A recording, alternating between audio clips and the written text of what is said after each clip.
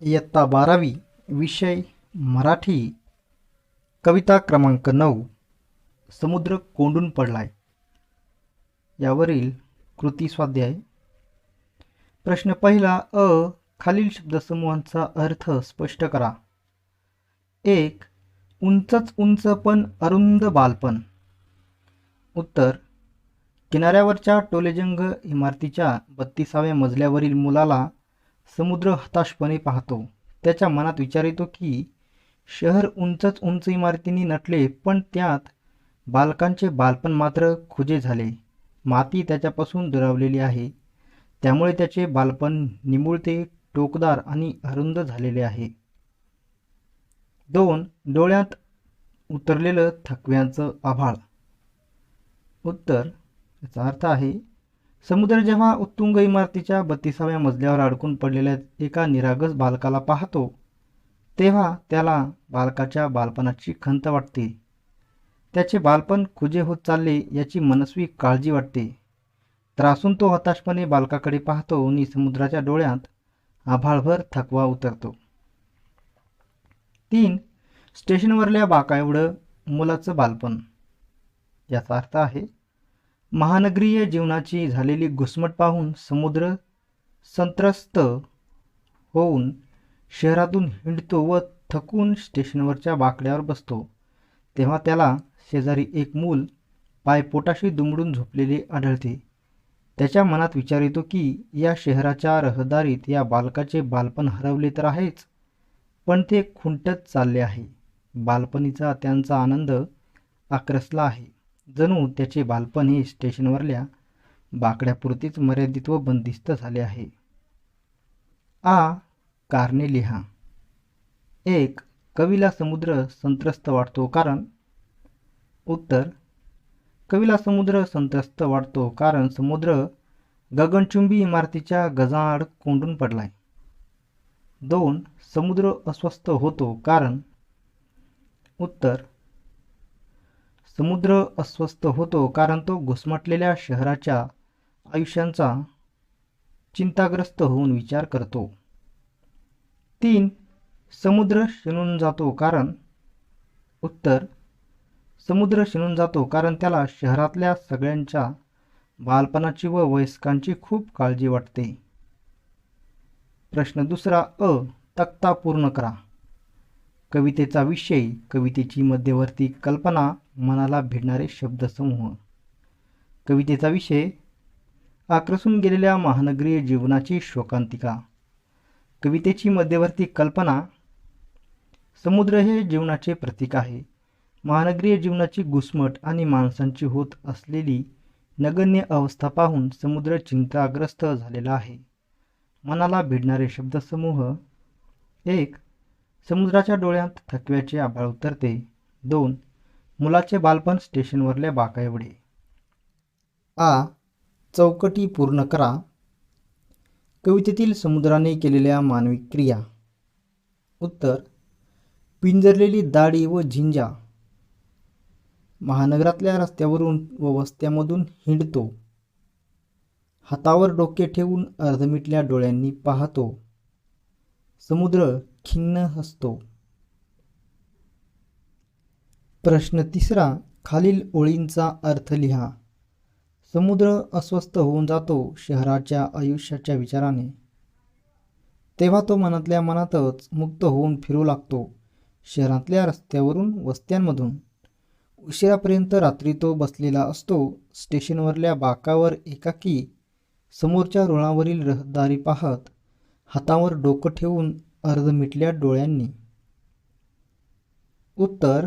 ओळींचा अर्थ, माणुसकीहीन झालेल्या शहरी जीवनाचा विचार करून समुद्र बेचैन होतो. मनातल्या मनात मुक्तपणे वावरतो. शहरातल्या रस्त्यावरून विमनस्कपणे हिंडतो. वस्त्यामधून पायपीट करतो आणि अखेर उशिरा रात्रीपर्यंत स्टेशनवरच्या एकाकी बाकड्यावर बसतो. समोरच्या गाड्यांची रहदारी निमूटपणे पाहत असतो. हातावर डोके ठेवून हतबल होऊन अर्धमिटल्या डोळ्यांनी हा महानगरीय ऱ्हास पाहत राहतो. प्रश्न चौथा. काव्य सौंदर्य. अ. त्याला आठवतं त्याच्या शेजारी पाय मुडपून कसबस झोपलेलं एखादं मूल, ज्याचं बालपण स्टेशनवरल्या बाकाएवढं आणि त्याला कल्पना असावी किंवा नसावी. या ओळीमधील विचारसौंदर्य स्पष्ट करा. उत्तर: समुद्र कोंडून पडलाय या कवितेमध्ये कवी वसंत आबाजी डहाके यांनी महानगरीय जीवनातील फोलपणा अधोरेखित करताना उपरोक्त ओळी लिहिलेल्या आहेत.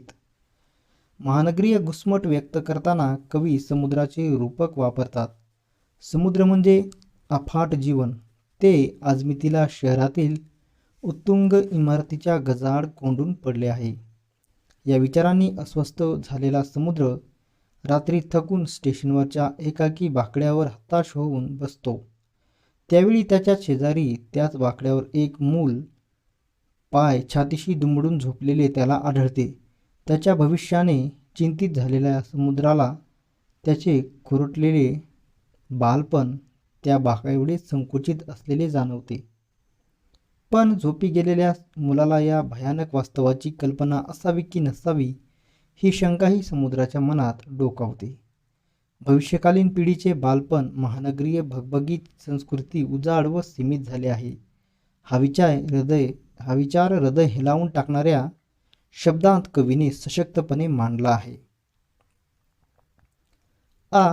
समुद्र खिन्न हसतो आणि शिनलेल्या पापण्या मिटून घेतो. त्याला काळजी वाटते साऱ्यांच्याच बालपणाची. वयस्कांच्या शहरातील या ओळींतील भावसौंदर्य स्पष्ट करा. उत्तर: महानगरीय दुरावस्था नि घुसमट, समुद्र कोंडून पडलाय या कवितेत कवी वसंत आबाजी डहाके यांनी भावपूर्ण शब्दांत चित्रित केली आहे. मूल्यहीन शहरी संस्कृतीच्या विचाराने त्रस्त झालेल्या समुद्र अपरात्री थकून भागून रेल्वे फलाटावरील एकाकी बाकड्यावर विसावतो. तेव्हा त्याच बाकड्यावर एक मूल पोटाशी पाण्याची मोटकुळी करून झोपलेले त्याला दिसते. बालपण असे संकुचित झालेले पाहून समुद्र विषादाने उदास होऊन बसतो. जळजळणाऱ्या डोळ्यावर दमलेल्या पापण्या मिटून घेतो.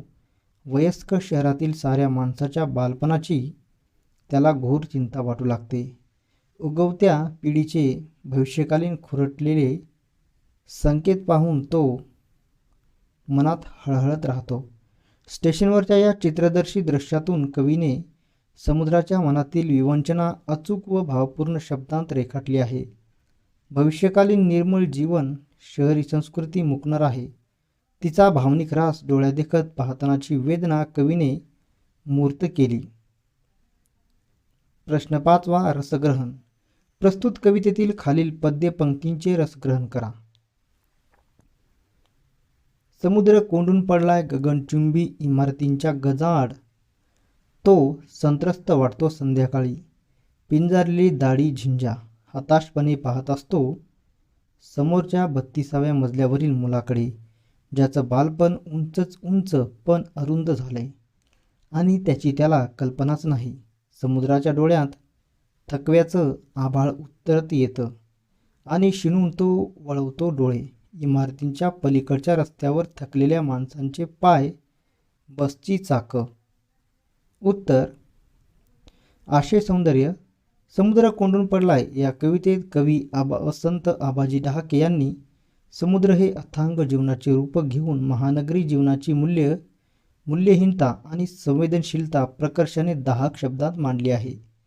या संदर्भात उपरोक्त ओळीत समुद्राची असहाय्य हतबलता अधोरेखित केली आहे. काव्य सौंदर्य.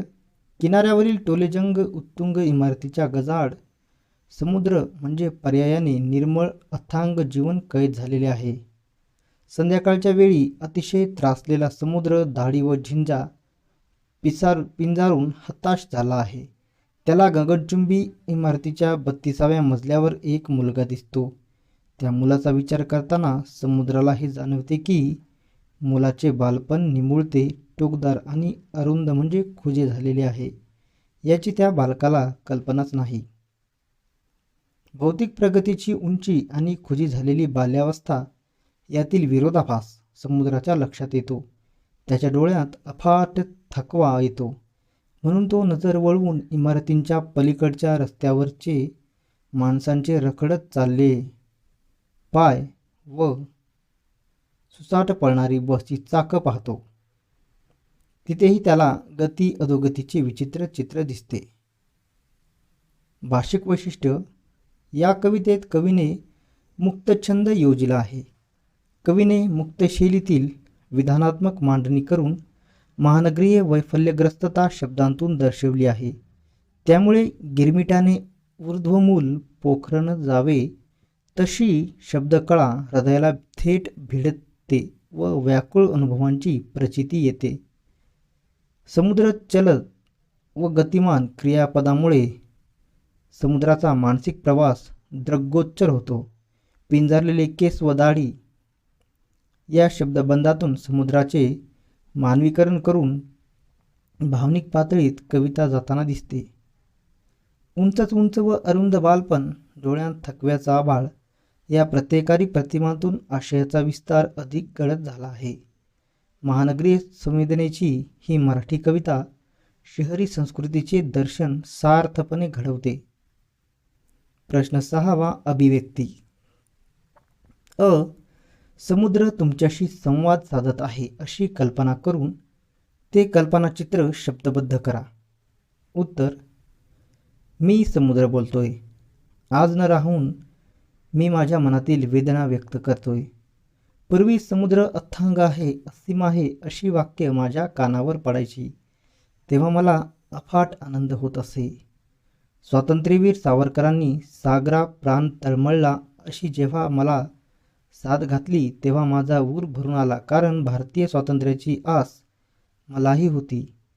कुसुमाग्रजांनी तर कोलंबसाचे गर्वगीत या कवितेत हजार जिव्हा तुझ्या गरजू दे डळमळू दे तारे, कथा या खुळ्या सागराला, अनंत अमुची ध्येयासक्ती अनंत अनाशा, किनारा तुला पामराला असे आव्हान दिले. तेव्हा माणसाच्या ध्येयासक्तीला किनारा नाही याचा मलाही अभिमान वाटला. पण आजचे निराशाजनक चित्र पाहून मात्र जीव खचतो माझा. पूर्वी माझ्या किनाऱ्यावरून मी अफाट मैलोन मैल पसरलेली धरती निहाळायचो. त्या धरणीमाईची साथ मला असायची. तिच्या कुशीत जाण्यासाठी मी लाटा उसळून आतुरतेने तळमळायचो. पण याच माझ्या किनाऱ्यावर आज मानवाने उत्तुंग टोलेजंग उंचच उंच इमारती उभारून धरणीमाय अदृश्य केली आहे. आजचा मानव आकाशाला गवसणी घालायला निघाला, पण जमिनीवरचे पाय विसरला. प्रचंड वेगाने भौतिक सुखे पदरात पाडून घेताना मायेचा पदर त्याला पारखा झाला. लौकिक सुखाच्या हव्यासापोटी त्याने चंगळवादी संस्कृतीला जन्म दिला. प्रगती व यश यांच्या चुकीच्या संकल्पना मनात घोळवू लागला व निसर्गाला पारखा झाला. पंचमहाभूतांपैकी मी एक भूत तुम्हाला सांगत आहे. तुम्ही वेळीच सावध झाला नाही तर तुमच्या भविष्यातील भूत तुमच्याच मानगुटीवर बसेल आणि मग प्राण द्यायला माझ्याकडे येईल. तेव्हा माझी माया आटलेली असेल. आ. शहरातील बाल्याची अवस्था कवितेत कशा प्रकारे प्रकट झाली आहे ते स्पष्ट करा. उत्तर. समुद्र कोंडून पडलाय या कवितेमध्ये कवी वसंत आबाजी डहाके यांनी शहरातील मुलांचे भयाण वास्तव भावपूर्ण शब्दात ग्रंथित केले आहे. किनाऱ्यावरील उभारलेल्या उंचच उंच गगनभेदी इमारतीच्या गजाआड समुद्र कोंडून पडलेला आहे. तो हतबल होऊन इमारतीच्या 32व्या मजल्यावर अडकून पडलेल्या निरागस बालकाकडे हताश होऊन पाहत आहे. तो विचार करतो की या मुलाचे बालपण निमुळते टोकदार असले तरी ते अरुंद झाले आहे. त्याला जमिनीवरचे आनंददायी अंगण दिसत नाही. ही त्याच्या बाल्यावस्थेची शोकांतिका आहे. दुसरीकडे एक दुसरे निरागस बालक स्टेशनवरच्या एकाकी बाकड्यावर पोटाशी पाय दुमडून आक्रसून झोपले आहे. एक गगनचुंबी इमारतीत, दुसरे अनिकेत जमिनीवर. हा विरोधाभास वेदनामय आहे. दोघांचेही भविष्य अंधारात असल्याची जाणीव समुद्राला म्हणजेच पर्यायाने निकोप जीवनाला येणे हे दुःखमय आहे. समुद्र या दोन्ही अवस्थांकडे हताशपणे पाहत बसतो. दाढी व झिंजा पिंजारून अस्वस्थपणे शहरातील वस्तीमधून सैरभैर हिंडत राहतो. अशा प्रकारे शहरातील बाल्याची अवस्था कवितेतून कवींनी समर्थपणे चितारली आहे. समुद्र कोंडून पडला या शीर्षकाचा अर्थ तुमच्या शब्दांत उलगडून दाखवा. उत्तर: समुद्र म्हणजे अमर्याद असलेले प्रवाही मानवी जीवन होय.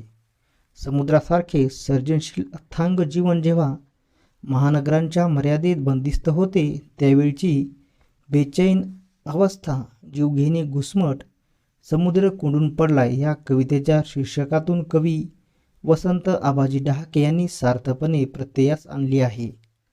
शहरामध्ये उंचच उंच टोलेजंग इमारतीचे तुरुंग उभारले गेले आहेत. त्यात बाल्यावस्था घुसमटते आहे. या उत्तुंग इमारतींच्या गजाआड समुद्र असहाय्य होऊन अडकला आहे. समुद्राचे अस्तित्व हे विस्तीर्ण, अफाट व विशाल असते.